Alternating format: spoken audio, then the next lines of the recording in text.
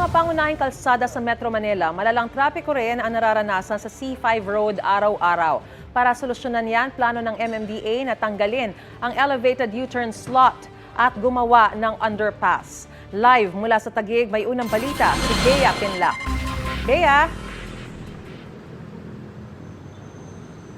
Maris, ayon sa MMDA, na-green light na ng Presidente ang planong tanggalin ang elevated U-turn slot sa C5 Kalayaan at gumawa ng underpass para mabawasan ang traffic dito. Hindi na bago ang matinding problema sa traffic sa Metro Manila. Sari-saring solusyon na ang iminungkahi at ipinatupad para mapaluwag ang kalsada. Pero ang traffic, sakit sa ulo pa rin ng mga Pilipino.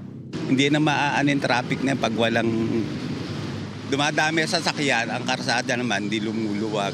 Palala ang traffic halos araw-araw talaga. Kabilang sa mga bagong hakbang na layong mapagaan ang traffic sa Metro Manila, ang pagpapatanggal sa U-turn slot sa C5 Road, partikular sa Kalayaan intersection. Ayon sa Metro Manila Development Authority o MMDA, pinag-aaralan na kung paano ipatutupad ang panukalang ito na aprobado na raw in principle ni Pangulong Bongbong Marcos. Ang plano, magtatayo ng stoplight at underpass para dire-diretso lang ang daloy ng mga sasakyang dumaraan sa C5 Road. Ang ilang nakausap natin, pabor sa planong yan. Mas maganda ako sa under, talagang tuloy-tuloy ang takbo.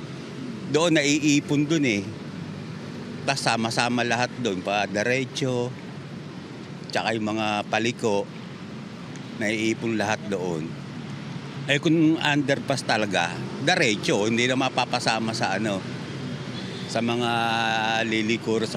Pero may mga motoristang duda kung ito ba ay epektibong solusyon sa traffic sa C5. Kahit natanggalin po nila yon, mas lalong traffic po, lalo ang traffic dyan. Nakakagaan po ng traffic pag mayroong elevated U-turn dyan, ma'am. Kahit anong gawin po nila dyan, ma'am, ganun at ganun pa rin ang traffic ng C5. Di ko lang po sure, ma'am, kasi sobrang dami rin kasi dumadaan dyan Kahit tanggalin nila yan, ganoon din Ganoon din po yung mangyari. Traffic din talaga.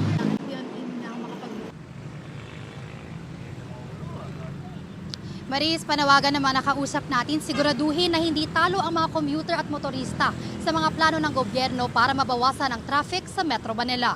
At yan ang unang balita mula rito sa Taguig. Bea Pinlac para sa GMA Integrated News. Gusto mo bang mauna sa mga balita? Mag-subscribe na sa GMA Integrated News sa YouTube at tumutok sa unang balita.